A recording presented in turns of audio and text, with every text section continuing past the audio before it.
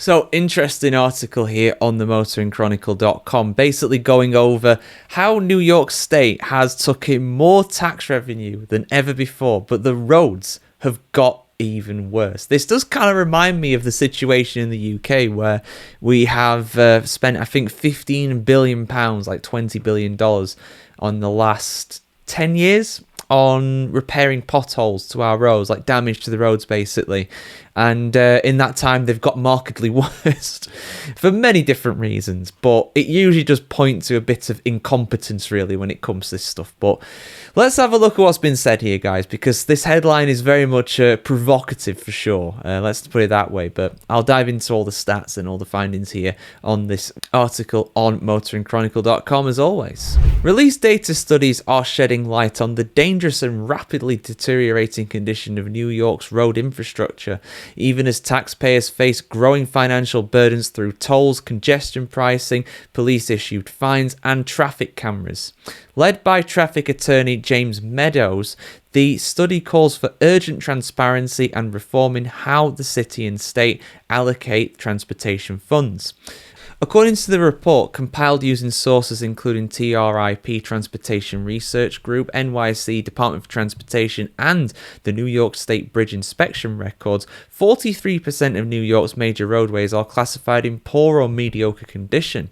Meanwhile, nearly 10% of bridges statewide are structurally deficient, threatening both public safety and economic stability. New Yorkers are paying more than ever to drive on some of the most unsafe and neglected roads in the country, said James Meadows, who has represented thousands of drivers in traffic-related matters. This isn't just about inconvenience, it's about the emergency response delays, damage to vehicles, and a system that continues to extract from drivers while failing to deliver on even the basics. And there's a little graph there that does break things down. So according to this, in 2024, just over 50% of the roads were marked as good, just under 20% were marked as mediocre, and around 25% were poor. So if you combine them up together, you're talking about nearly half of all roads, which is not great. A quarter of roads being poor, that is really bad, to be honest. But the key findings of this graph are as such. Road quality, 43% of major state roads are in poor or mediocre shape. NYC streets frequently show signs of long-term neglect, potholes, cracked surface, and water-damaged foundations. Bridge deterioration. Nearly 1,700 of New York's 17,000 bridges are structurally deficient. Major corridors like the Brooklyn-Queens Expressway and the I-95 are flagged in critical need of repair. Congestion costs. In 2024, traffic congestion cost New York City drivers an estimated $9.5 billion in productivity losses. Midtown speeds dropped to a historic low of 4.8 miles per hour. Emergency response delays, and this is probably the worst of the lot.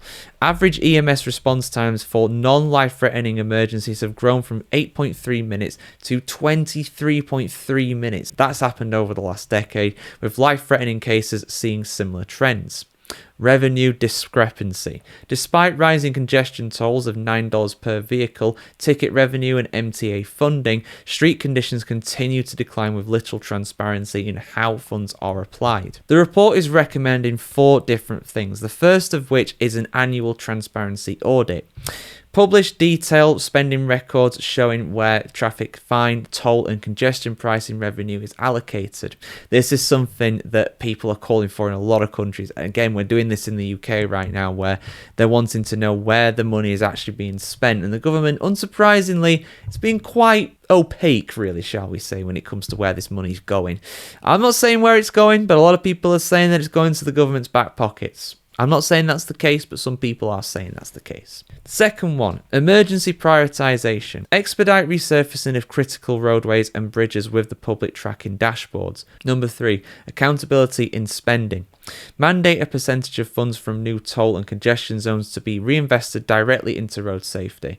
And number 4, technology and traffic flow. improve signal timing, open emergency lanes, and reduce gridlock patterns that slow down ambulances and first responders. And emergency prioritization, the second one of them, is probably the most important. So, for example, in June 2024, a man in Chelsea, I'm assuming that is Chelsea, New York, rather than Chelsea, London, waited 37 minutes for an ambulance due to blocked intersections and bridge traffic.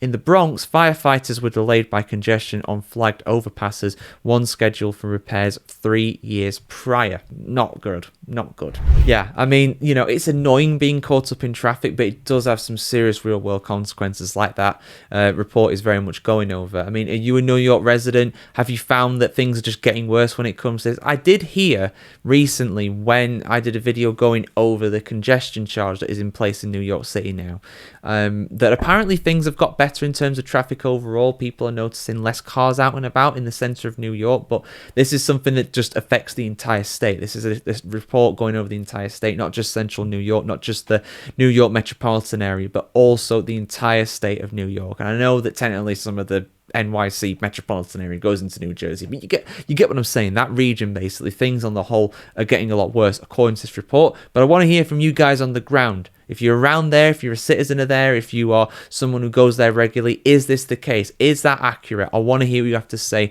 in the comments below. Like, share, comment, subscribe as always, guys, and have a fantastic day wherever you are in the world today. And if you're in New York, good luck getting around. Doesn't sound too positive right now.